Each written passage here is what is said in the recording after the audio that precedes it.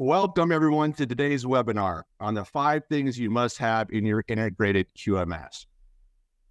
Yeah, my name is Michael Alfon. I'll be your moderator, and I'm with the wonderful Kat Lewis. She's a solution consultant. She'll be performing today's demonstration. She'll do the majority of the talking. Both Kat and I have been with MasterControl well over a decade. We're very passionate about quality, and we're very passionate about our products. This agenda is going to be very simple. We're going to talk about those 5 critical components of a quality management system. Then we'll talk about the benefits of a connected quality platform. And then we'll spend the majority of the time in the demo. We'll go through document management, training management, quality events, things like CAPA, deviation, non-conformances. And we'll have time for some live Q&A at the end. Please don't use the chat. Let's go just ask any questions in the Q&A, and we'll try and keep it a little informal. And we'll probably try and keep about 5 minutes towards the end to answer those questions. So let's get started. Those 5 critical components. Number 1, you really have to have a modern architecture, something that's cloud-based, cloud-native. That way you push out the upgrades. So as a customer, you're always on the latest technology. That really lowers the browser issues, security issues. So it's very significant to have a cloud-based system. We leverage Amazon, AWS, Amazon Web Services are always on the latest technology. Number 2 is important to have something that's scalable, not just for your short-term needs, but also for your long-term needs. Something that probably some of you attendees on the phone have experienced is maybe you go with the system that's a little bit lighter weight.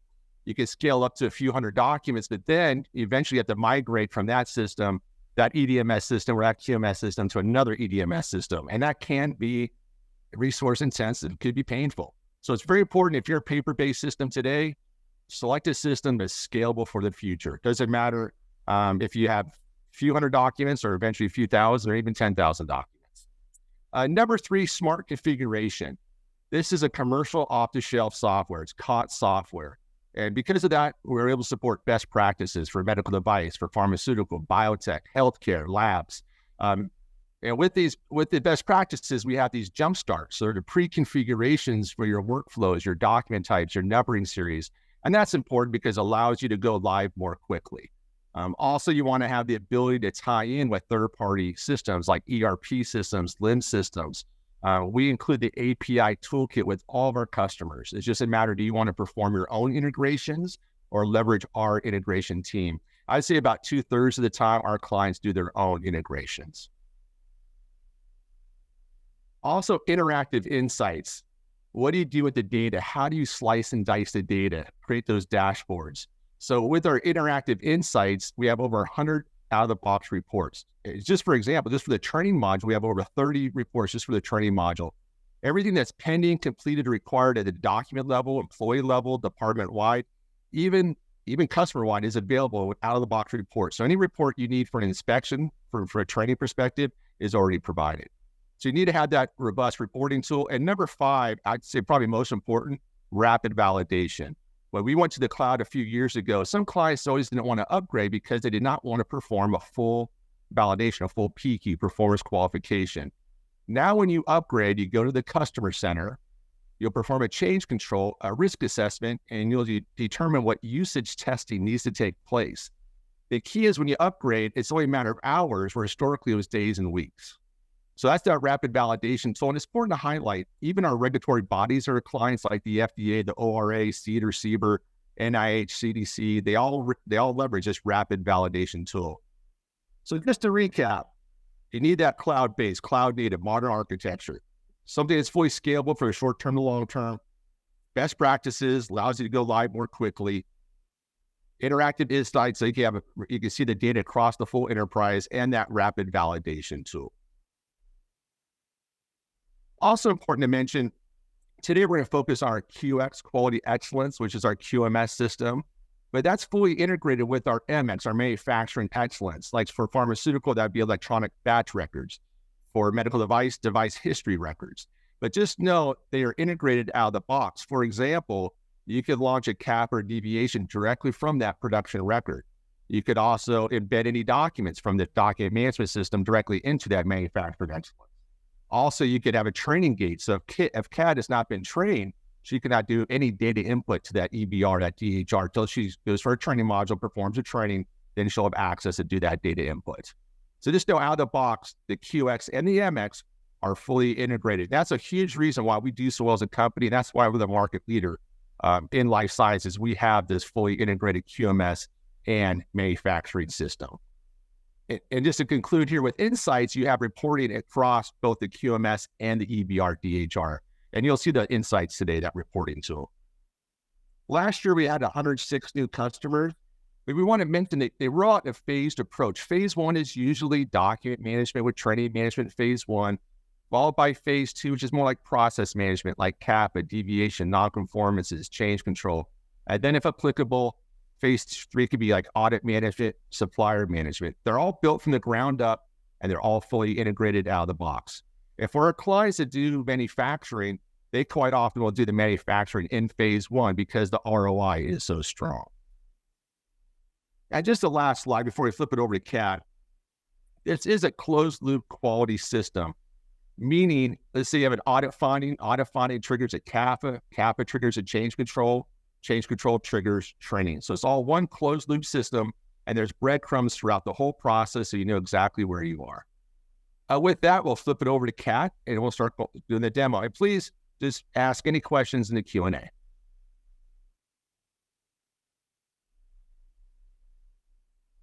Okay there.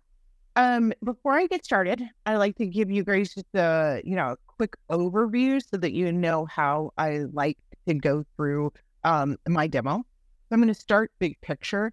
This is obviously not MasterControl. And I say obviously, which I shouldn't, but it's not MasterControl. It's just a great segue point. It also gives me the ability to tap a little bit higher level about a few more things or digging into a few more details. So I'm going to start there, and then I'm going to show you a few examples of user experience.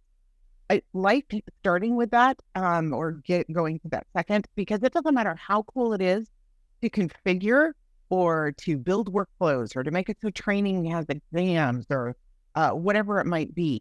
If it is not easy for your users, it's not going to be a success for your company. So I like showing you that part first.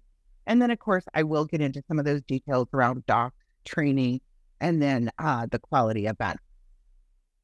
So the extra stuff that I wanted to talk about in that 500,000 foot look, the 7 boxes that you see here, of course, those 7 solutions that Michael referred to in one of his slides.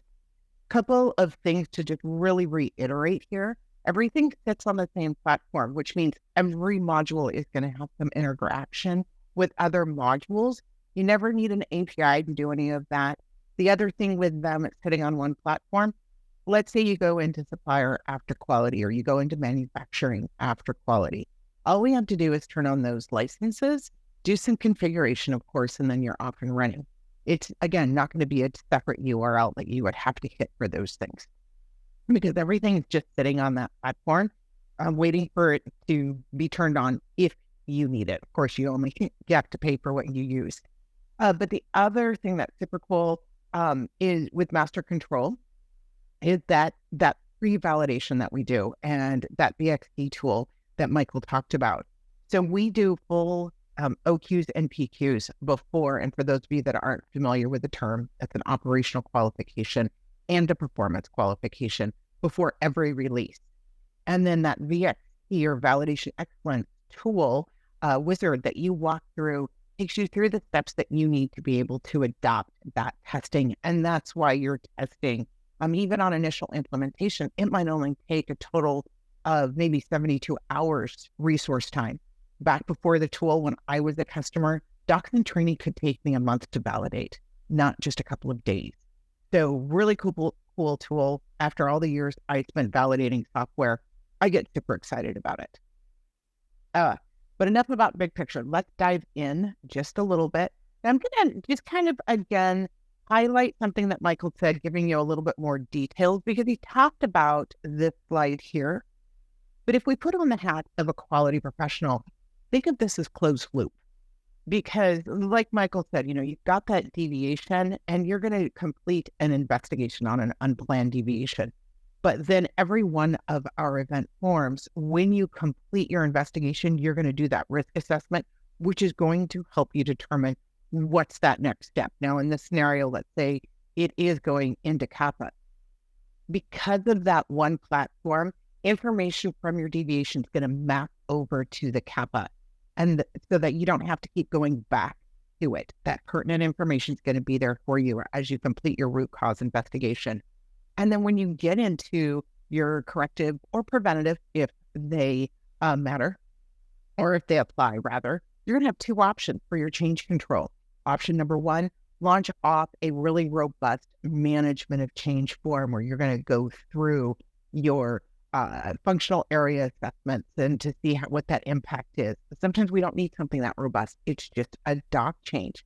Well, right from your forms, you can launch those doc changes, whether it's from the CAPA form or your management of change form, should you need to go that far.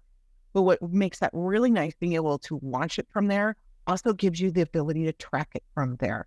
And then, of course, that training gets launched off if it's required. And that's going to happen automatically. It's not like you have to put something at the end of a workflow to have your training coordinator go click a button somewhere. The system, once a document gets approved, goes and looks to see if there's training, automatically launches it off. So as that coordinator that's dealing with that CAPA, you don't have to worry about all that minutia. When everything's done, of course, on the form, you're going to go through your effectiveness check, QA review. Plus, if you need management to review it as well, you can, somebody other than QA. But then that's going to close that loop for you.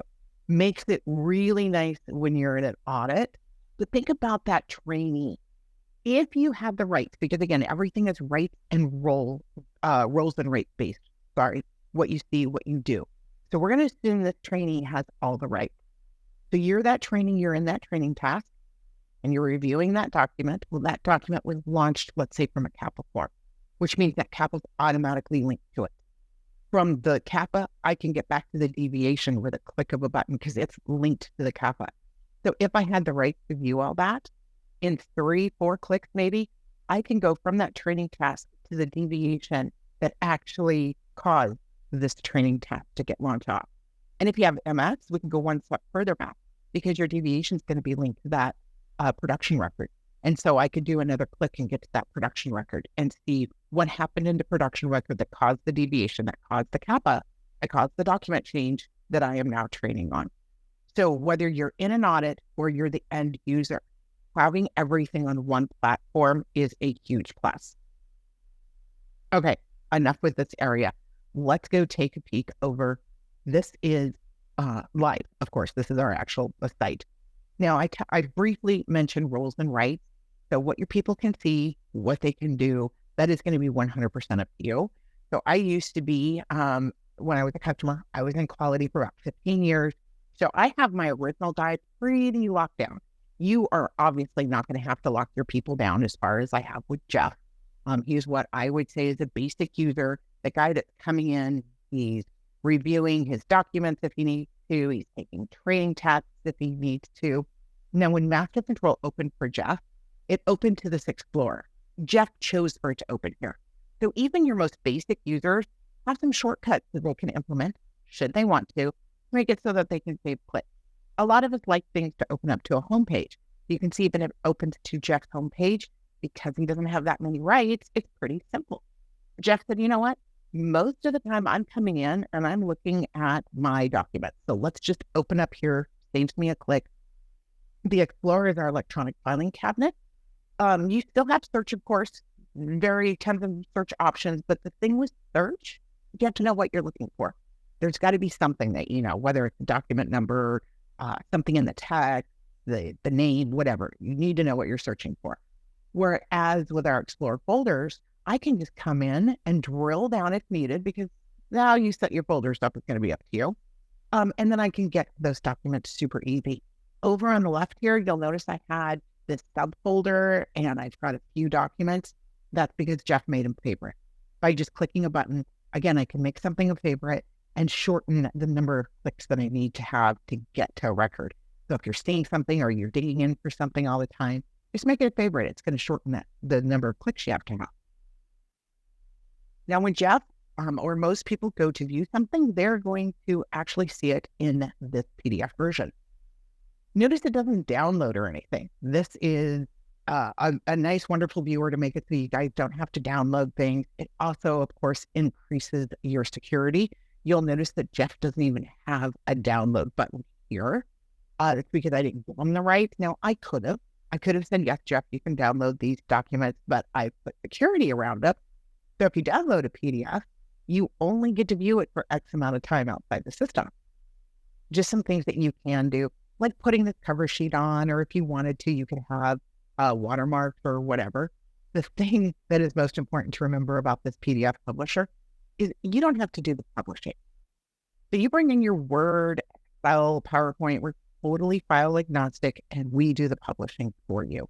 That way you don't have to do that extra step to ensure that your people are only seeing that PDF version. Now, of course, you can give people the rights if you want to see the native, but in my world, I didn't give it to too many people. They just saw it this way. So it makes that really nice and simple for your users. One more thing before I leave Jeff, and then I'm going to log in as somebody else. This My Task area, this is your to-do list. For Jeff, that's just training. Now, maybe he also was part, or they had the ability to launch forms. And so if he was part of a form flow, or if you're part of a document flow, if you're somebody with more of a full user license and rights, that's all going to come in here. Anytime you get a new task, you, of course, are going to get an email letting you know you have a new one. You don't have to come in here just to see if you have work to do. You get reminders. The best reminder you're going to get is if you're overdue. And of course, most of the time, you're going to put those due dates around your training tasks or any other task. I just don't in my demo environment because I never finish anything. But if you become overdue on something, you get a whole separate email letting you know that you're overdue. So does your supervisor. So as a supervisor, I don't have to constantly run reports or go look at things to see if my people are overdue. I know the system will let me know if and when that happens. So I can spend my time doing much more important things. Now, as I was talking, I logged out as Jeff. I'm logging in as myself. I have God right. So every single bell, button, and whistle is turned on in my system. It is a little bit overwhelming to see everything, but it really shows you how much I took away from Jeff. I mean, if I go into my Explorer folder, you can see I have all these additional folders that he didn't even have access to. And some of these go down quite a bit deeper. You know, I could just keep going. So how you set that folder structure up is going to be up to you. So they don't always have to be super simple like the one. Another thing I can get to are analytics. Analytics are super important. And of course, within MasterControl, we have those dashboards. Dashboards give you that information at a glance. This is just one of our out-of-the-box ones. Of course, if you have the rights, you can build your own. You can take ones that we have, excuse me, and just modify them and save them and do all that other fun stuff. You don't have to do all the fun building and everything or have those crazy rights to just be able to drill down into the information that you have. Of course, we do have some preset filters, but I'm more of a, point and clicker. So I like the fact that I can just say, hey, I just want to see this right here, whoever that is. And the system just very easily drills down into that. The other thing that's super cool about this is you can, at any time, at any level, see this create notification spot right here. I can send this information to people. So I used to have tattletale reports that went out every Monday to different managers. But instead of my managers having to come in Monday morning and log into MasterControl and look up all this information themselves, I set up these notifications. And you can see here, I can send them at a different interval. Very simple to do. I set this up once. It goes off to whomever on that scheduled basis. So the information goes to them instead of them having to come in. And so again, when you think about some of the things that you guys need to have on a regular basis, coming in to the software all the time to look for that. Again, let's just say it's every Monday morning. It's just a pain.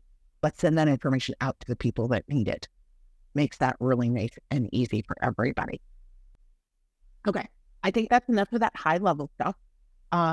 There's still so many things that I could go into. I mean, I literally just barely touched all the shortcuts and the easy to use things, but we only have so much time today. So I'm going to pop back over here for just a minute to again talk a little bit high level going to logically go through this. I mean, most of us kind of like starting with the bases and then moving on. So I'm going to start with docs, getting into that a little bit more granular information. But again, being over here before I click to live to show you that big picture look. So with our doc management, we did not reinvent the wheel when it comes to a life cycle. It doesn't matter if you're using an electronic system, using paper napkin, you are going to take your records through a life cycle. They're going to start in draft. You're probably going to have some subject matter experts collaborate on it. In my world, that meant a little bit of arguing as well, maybe not in everybody's. But once you have that document finalized, it's going to go through some kind of an approval process. I'm going to show you in just a second how easy it is to set up approval processes in MasterControl. But when it gets when it gets through that approval process, it'll become released. If there is a previous revision, that's going to go to archive. What MasterControl did is it brought the whole thing into the electronic system to include that collaboration. So even your collaboration is going to happen inside MasterControl. The other really cool thing, it's all automated. You don't have to do anything extra, for example, to move that previous revision to archive, nor do you have to do anything extra to update those Explorer folders that I showed you. So even if it's a brand new record, a revision of one that already exists, it doesn't matter. When it gets released, the system will look at all the logic that is populating those folders, and it will pop that record into anything that it would need to based on that logic. And it's just a query, a search, basically a safe search. Very easy for you to build that logic in. In fact, there is literally nothing, as I'm going through this demo, you'll see it. There is nothing difficult about doing anything in MasterControl. So you get through that life cycle in MasterControl, the Explorer folders update in MasterControl, but how do you get through that approval process? The answer to that is just however you need to. So over here, I'm going to go into this lovely workflow area. And of course, I've got some that are preset. Now, some of these might come, part of that pre-configuration that you might get. But keep in mind, even if it's something that's pre-configured, you can make changes to it, and it's this easy. So if I was building one from scratch, my start point would be a little bit of typing. I got to give it a name. Pretty darn easy here. And then I can make this workflow as complex as I need to, or as simple. It could be one step. It could be 13 steps. You could have parallel steps, but it's this easy again to add steps. Again, a little bit of typing. You've got some checkboxes, some drop downs here and there. I add my users or my roles. We recommend roles because then if somebody gets promoted, it's easy to just switch them out in that role, and then your workflows are going to update automatically. But we don't prevent you from doing things. So we have our best practice, and we're going to give you recommendations, but you can do things the way you need to do them. So if you wanted to say, hey, Jane was on this, we're not going to stop you. You also can make steps parallel in nature. So if the order of operations doesn't matter, let's save some time as things go through that workflow and make those steps parallel. Type of step that I love to be able to add back when I was a customer was an escalation. People go on vacation and they, maybe they're out sick, whatever. There's reasons around why you might need to escalate a step, or maybe they're just overwhelmed. But instead of somebody having to constantly keep an eye on how long something has been sitting with them and then go and manually escalate it, you can set up this escalation. And I actually had some that was down to hours, maybe not this 1 hour that I'm showing here. But you can set this escalation time, whatever you want, and it can go to whomever you need to. I used to just say, hey, it's going to go to their supervisor. But what it does then is the system keeps an eye on this. And when the people that are on this step have not completed their task, or if they have not completed their task in the amount that you've allotted here, then the system's automatically going to take the task from them and escalate it to whomever you sent to escalate it to. So that makes that super nice for, like I said, people that are gone on PTO or something like that. You don't have to manually keep an eye on their task to update them and get them off to whomever would need to escalate it. The system can do that for them. Of course, you could also, automatically have the system delegate your tasks to somebody. It's just, another thing that's really cool. But you can see here how easy it is to set things up. By the way, this change request stuff, I loved it.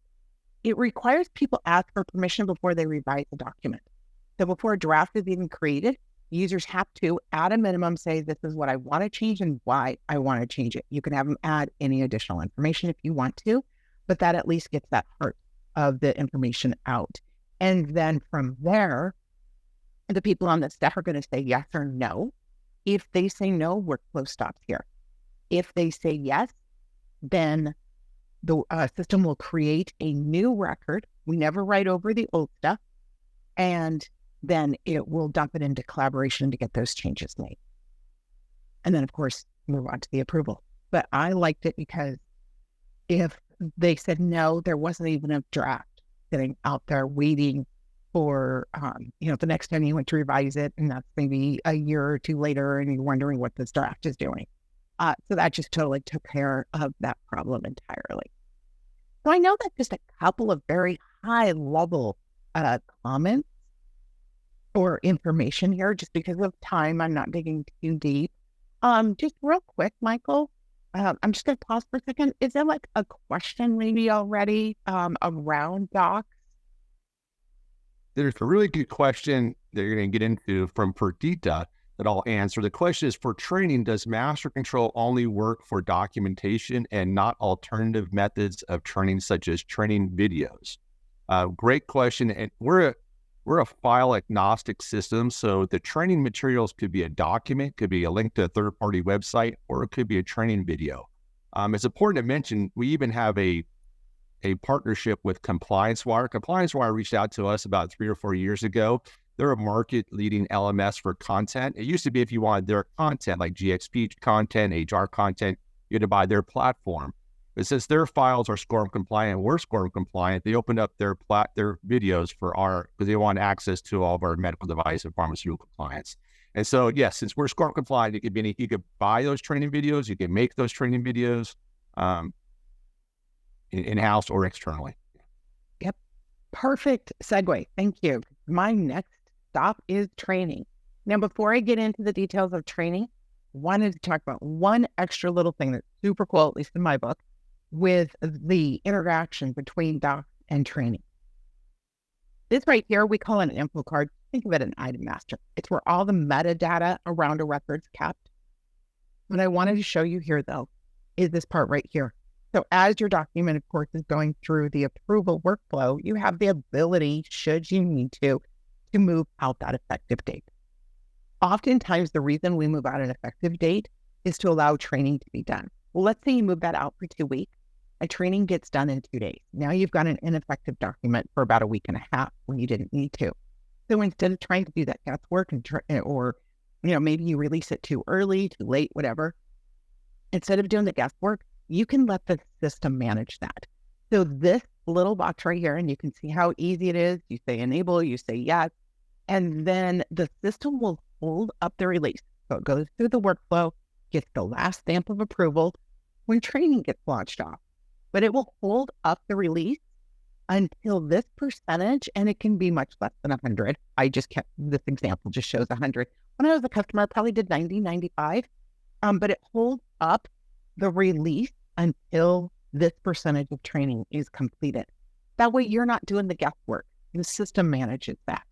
And so that I absolutely loved when I was a customer, made life so much easier for me. But to segue over to training, and really this was a perfect segue with that question. Now you can see here, we have simplified training as much as we can. As there is 3 main areas. You've got your trainee, that anybody that has a license, easy to understand, but you might be looking at this term job code going, what the heck is that? A job code is just a group of people with training needs. So you can see a couple of examples here. The coolest part of job codes, if somebody changes jobs, you move them out of one job code, put them in another, hit save, and then the system will look at what training have they already done in case there's some overlap into their new job. And of course, it's going to count those as completed if there is that. And then it's going to launch off anything new. So your training coordinators It's a quick change. They hit save, they're done. The system does everything else. And it can even launch off those training tasks in a certain order. So for example, this guy right here, before they can be trained on labeling a finished good, they have to complete training on their packaging, just general packaging training for that line.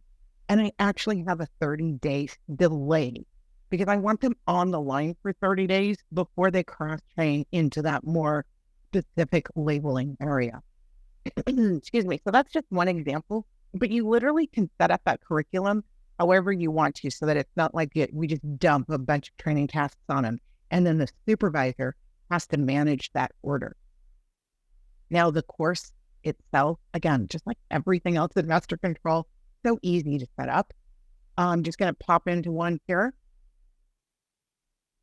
and go into edit mode so you can see just how easy this is. It's some typing, it's some drop downs maybe, and this is so that you can do some reporting. Notice I've got retraining set up for this. So in this particular case, because this says days, this is 365 days from the last time a trainee took this course. The system's going to automatically launch it back off so that they can do that retraining on it. Now, everybody's not going to be on the same cadence, of course, because, maybe this Jane started May 1st and Joe over here started on the 2nd of September or something. So they're going to get that training whenever they last did it. Now, if I need everybody to be on that same cadence, for safety training or for good documentation practices, there were a whole lot of things that I did as a group. And it didn't matter if you started it, say, in December, everybody's taking this maybe January 15th or something like that. So you can also set up things so that everybody's on the same cadence. Easy to set up due dates. This right here, this is what we call a verifier. That is if you need a second step for whatever reason, on the job training, somebody to review an exam, because you, of course, can add exams. I'll show you in just a second how easy it is to do those. But this spot right here that I flipped to, this is where you tell the system what's that content. So if it's not something in the docs module, maybe, this isn't an SOP. It's let's go back to that safety.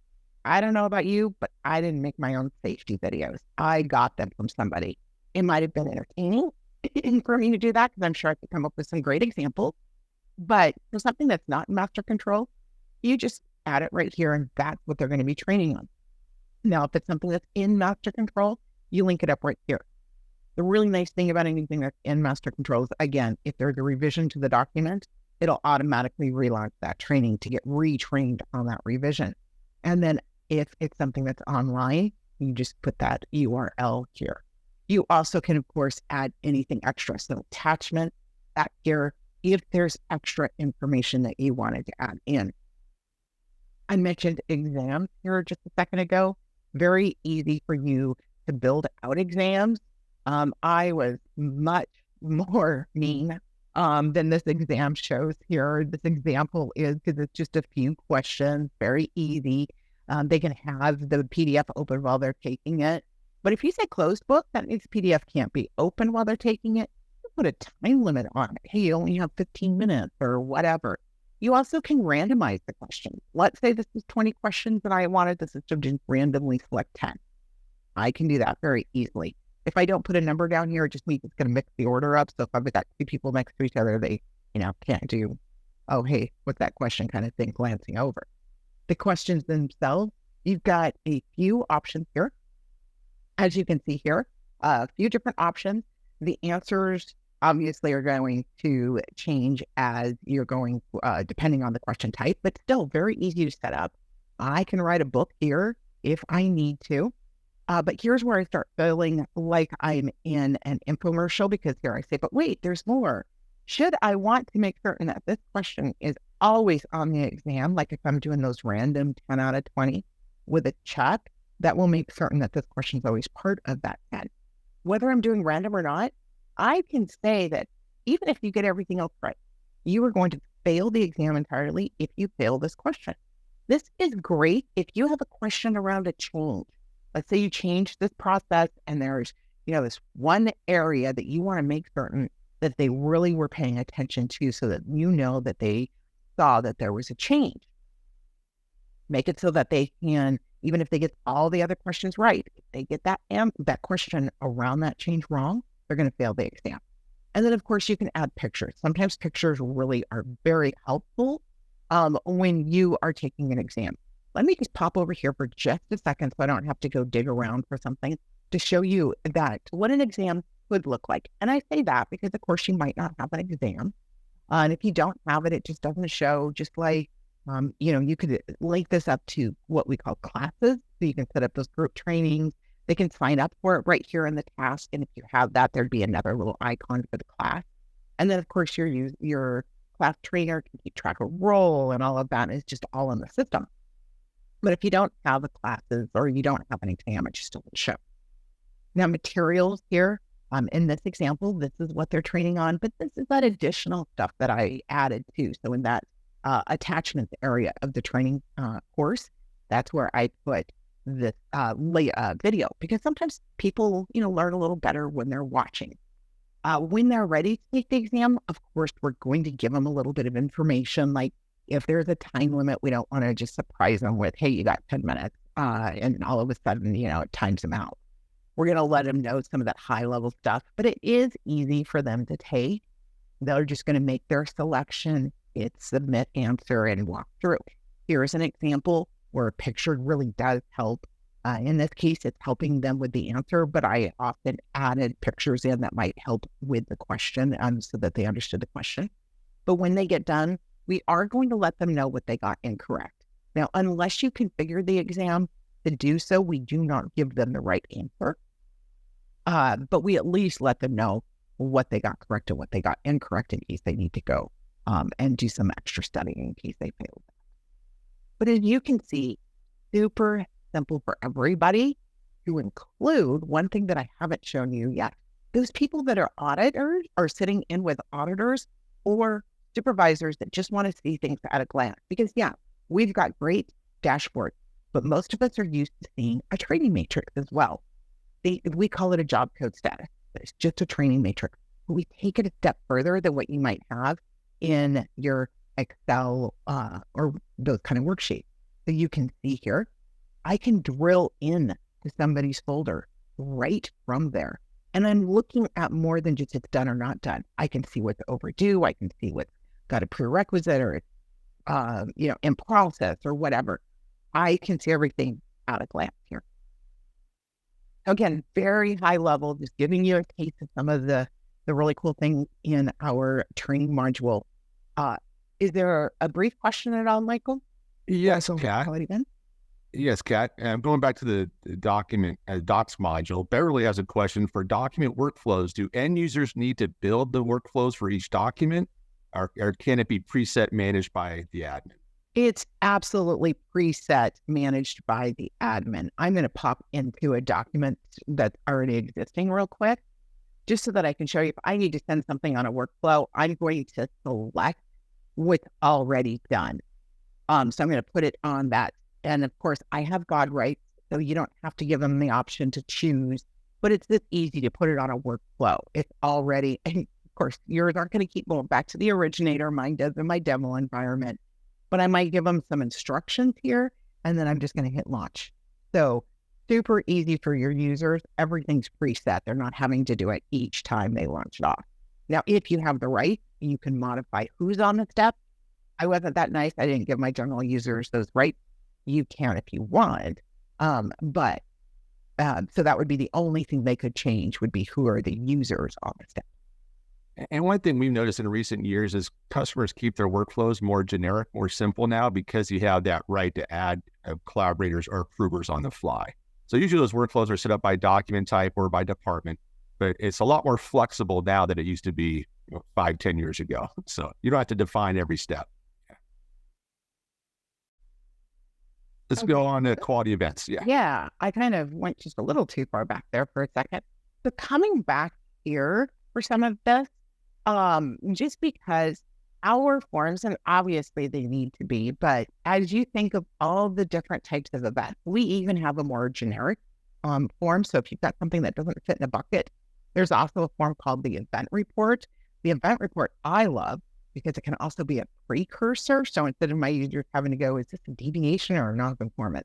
They launched off the event report. If it fell into like a deviation or nonconformance, then I could launch that form from it. Or if it didn't, maybe it was a spill in a warehouse. That didn't really quite fit in anything, but I wanted to investigate it. If it was high dollar, I could just do that investigation on the form. So there's a lot more information that was here. Now, any one of these forms, if you and I wanted to really get into the details of things, it could take me 20 minutes per form. So I'm not going to go into that level, of course, but if you look here, you can see the forms are really great at gathering that information on the first step. So the first step is always going to be what went wrong. There's a lot of configuration in them, but I'm actually going to scroll all the way down here, and you can see I've got a few things here. If I pop over to Y and I open what's called a preview of the form so that you can see all the fields that are available, you can see this form could be a lot more robust, or it could even be simpler. So I've got in hidden from view of things, and you've got some configuration options here. And to turn things on or off, you go into a table and you type in the word on or off in the field that governs things. So if I want to have a clinical deviation, or the option of a clinical. So instead of having a clinical deviation and a manufacturing deviation, let's say you're in both worlds, I have one form, and they can say, is this a clinical deviation? And if they say yes in this area right here, then all the fields for clinical will open up. This is a preview, so they're already open. But if I said yes, then this information here and all this information down here around studies would open up. But if I said no, they all stay collapsed. And then further down, I would have more options for, does it have to do with the manufacturing, or does it impact a different process? So we have this deviation here, but it might affect something downstream. So let's talk about that as well within this deviation, or maybe a supplier. But if you don't want any of what I call impact areas, where just yes, no, you don't want them turned on, just go into the table and in the field that governs the supplier or the contract area or the clinical area, you just type in the word off. Hardest thing to remember is you got to put on the capital. So that makes that really nice. You also can, of course, change field names. So there's a lot of really cool functionality in these forms, but there's also things that come out of the box. But there's some things that if you need to adjust them, you can adjust them as well. So in this example that you're seeing here with the deviation, you can see we're grabbing information. This one happens to be unplanned. If it was planned, there'd be some information on, is this a one time? Is it multiple? Is it maybe between this time and this time? Or maybe like it was in my world, a lot of times we were just using out label Rev 1 before we went to Rev 2 or something like that. And of course, for planned, you're going to skip the investigation. So there's quite a bit of logic in these to make your life a lot easier. But it's just a little bit of typing for your users, putting in whatever information below deviation category that you might have turned on. Again, any of this could be turned off if you don't need it. On all of our forms at the bottom of the tabs, you're going to have links for anything that didn't apply further up that you might want to link together. Then you can, like maybe this came off of a production record and you've got that in MasterControl. You could link that production record in here. Attachments or anything outside the system. Maybe you took a picture to show what was going on. Attached files are always file agnostic, doesn't matter what you put in there. And a lot of our forms, we also have immediate actions. What did I as a user or as an operator do because I had this problem? What I loved about having immediate actions as well as action items is I could run reports. What did I have to tell people to do versus they automatically did it because they were supposed to do it, that kind of thing. In the investigation, each of our forms, of course, is going to be a little bit different. But you can see from my examples, by the way, these are just my examples. You can have up to 20 of them, super configurable. It's just a list that you type up. So again, everything's easy. But we're looking at high level here. We don't want to get into that super in-depth root cause investigation at this point because we don't know if it needs to have that super in-depth root cause investigation yet. So you're going to finish your investigation, and below that, you'll notice I've got that risk assessment here. Now, on that risk assessment, you can use our out-of-the-box one. So if this works for you and this is the same as you're currently using, great. Just use our out-of-the-box one. But what if you maybe use a 3x3 impact and frequency, or frequency and impact matrix, or maybe you use severity, occurrence, and detection? Those are all just different configuration options in our system. So you're not stuck with our risk matrix is the main thing I'm telling you there. Now, what happens? Because I've already talked about what happens if it's high enough risk to lob it to CAPA. What happens if it's a lower risk? Obviously, you're just going to close those. If it's a super low, you might just close it. You're not even going to track and trend it. One of the coolest things in MasterControl is our event analyzer. Because yes, you can track and trend on anything because every single field in a form is reportable. But with our event analyzer, you don't have to do all that tracking and trending. Instead of you running reports all the time to see if a trend is growing, you just tell the system what you're looking for. You can even say, don't notify me unless there's X number. I put 10 in here. Or maybe you put an expiration. You just want it to look for it for maybe a year, just in case. Maybe you had a deviation during manufacturing and you want to see if it leads to a complaint later on down the road, or a non-conformance further in the process, whatever that might be. You set this up, and then maybe you just say, oh, only look at this for a year or a couple of years or what have you. Then again, you tell the system what it is they're looking for, what you want it to look for. That's just a query. You can see with our search capabilities, it's super easy, but you could also have it super robust.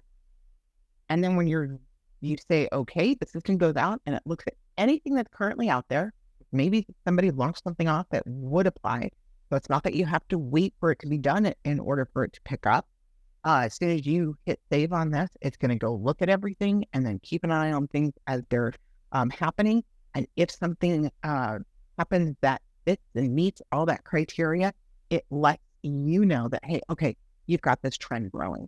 Or there were sometimes that when I was a customer, I would not have a trend. I would just say, notify me if it happened at all. My old world, if we used to swab our equipment all the time to make certain that there wasn't any micros because we used water a lot. And, obviously there was a number of key people that needed to be notified as soon as one of those swabs, if one of those swabs came back hot. So we had the OOS implemented, and if in the OOS it ever came back that it was an equipment micro swab that tested positive, there were people that were notified right away.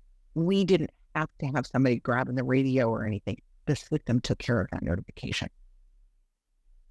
But back over here, just to show you, again, high level, just because of time involved here today, you'll notice that we've got this area down here that I have not mentioned yet. I really actually love this. So our CAPA process has the option of an intermediary step. So you can choose when you need to go straight to CAPA. I had the misfortune of having to deal with, at a couple of companies that I work for, they brought me in to a position to deal with death by CAPA. If you've never been there, it is something you do not want to get to. Death by CAPA, for those of you that have never heard the term, means that you are doing full root cause investigations on everything. Maybe you're doing the same amount of work on a registration or a label that is out of registration as you would be for that micro swab I just was talking about. So if you want, you can put in this intermediary form. What this does is, of course, when it's launching from one of your quality events, it's going to map over all of that pertinent information here. But in this second step, notice this what to do. This is the part of this form that I loved, because as my score changed, so did this what to do. So if it was a low risk, I would, the form would say, CAPA is not required. Make certain it was contained. It was a warehouse bill. It was, something minor, whatever that was. Contain it, clean it up, whatever. But you don't need to do a full root cause investigation. If it's in the medium, CAPA is going to be optional. Let's give you some objective information here on when to go to CAPA and what to do and what to look at when you get there. And then, of course, if it's high risk, like this example, it is going to say it's required. So this form takes the objective or the subjective decision-making out of when to go to CAPA or when to just make certain it's contained, maybe do that tracking and trending. But again, it's optional. If you don't want to do it, you just don't turn it on or configure your forms to implement it. You also can give your users the option. So maybe they don't know if they really need to go to CAPA, so they can launch that issue review. You can go to your CAPA team, they can do that review. Maybe they say, yes, it really does need to, or maybe they say, no, let's just close and track and trend it. When you do need to get into that root cause investigation, we've got some great out-of-the-box methods here, 5 whys. A lot of times that's all you need in addition to what you've already done. If you need something more in-depth, that comparative analysis, if you can get through all of this, I guarantee you're going to get to your root cause investigation. And some people use fishbone or Schwaga. Those are more subjective in nature. And there are, sometimes with fishbone, you might need 7 ribs, and sometimes you might need 3. So because they can adjust based on the situation and stuff, they're not hard-coded in. That's what this other method area is for. And of course, you can then just attach any of that objective evidence for your investigation. And again, you can launch off action items. Action items, by the way, I didn't really get into these yet. There are subtasks where you could tell somebody to go do something, give them a due date. When you launch that off to them, they will complete the information around what it was you told them to do. Then it's going to come back to you. We don't assume that just because they said it was done, that it was done. It's going to be coming back to you so you can review it. You, of course, can reject it back to them if they didn't quite do it right. Or you can sign off on it. And then you'll put a date. Hang on, this one. This look is, there we go. You'll put a date here when it's completed. But we don't assume what that date is, because some people want it to be the date that the user completed it. Other people want it to be the date that the originator actually, the person that launched off and assigned that task completes it. So you would just put in that date complete once it was completed there. But you can see here in the corrective action, we give you the ability to, plan out what your plan's going to be, what your effectiveness checks are going to be. I loved this guy here.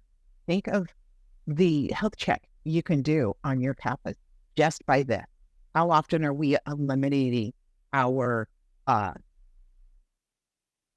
root causes versus just diminishing them? And if we can never eliminate them, we're always just diminishing. Why? Is it the nature of our process? Or do we maybe need to do a little bit of retraining there? Because that is one of the things in my experience that your auditors oftentimes want to see. So again, that was a very high look, kind of give you a taste of what our forms might look like. And I say might because, again, you've got all those configuration options in there. Obviously, if you want to dig into more, that would be a demo that we would provide. But Mr. Alfano, do we have any questions? We have a few more questions, Kat. One is, who is the day-to-day system admin for your system? Is it generally for someone from IT or quality? In my experience, if somebody from quality, I know there's oftentimes they still have like a business analyst or something like that does it. But most of the time, it's really going to be whomever you want to give the job to. As you've seen on some of my examples, it's just typing. I can't even do a complex Excel function. And I say that not to be obnoxious to myself, but to let you know that that's, just not my forte. And yet I was the sysadmin for 2 different companies for about 15 years. And that brings another question, Kat. The question is, how long does it take to go live on average? It really kind of depends, to be honest with you. I'm going to say on average, probably 2 to 3 months. The reason I say it depends, you've got too many cooks in the kitchen and you're arguing over, say, a numbering series or something like that. We give you an out-of-the-box option, but maybe you don't like that, or somebody doesn't like it and you have to argue over that. Then it might take a little bit longer. I used to be a project manager, and the ones that were organized already, that just kind of, gathered everything they needed and it was uploaded into MasterControl and they were off and running. Those happened, of course, much faster than the ones that were like, well, let's do some improvements, let's change some things, and let's have those discussions. Those ones might take a little bit longer. Yeah. The next question is, I'll answer this one. How does MasterControl differentiate itself from other QMS vendors? A great question. There's a lot of QMS vendors. The easy answer is luckily we have the electronic batch record system, the DHR. We had 106 new clients last year. That's a significant reason why we've done so well in the recent years, that electronic batch record system. Also, because we always survey our clients, why did you move forward with MasterControl? That rapid validation tool pops up always in the top 5, usually in one top 3 reasons. So that rapid validation tool, the electronic batch record system, they like the fully integrated closed loop quality management system. And also we hear a lot about our training modules. The feedback is a lot of good document management systems in the marketplace, but your training modules much more robust. It's like a learning management system since it does support like job codes, curriculum, videos, etc. Next question, Kat, as far as could they use their existing numbering series or do they need to modify it? Absolutely, you can use your existing numbering series. How you set things up in the system, totally up to you.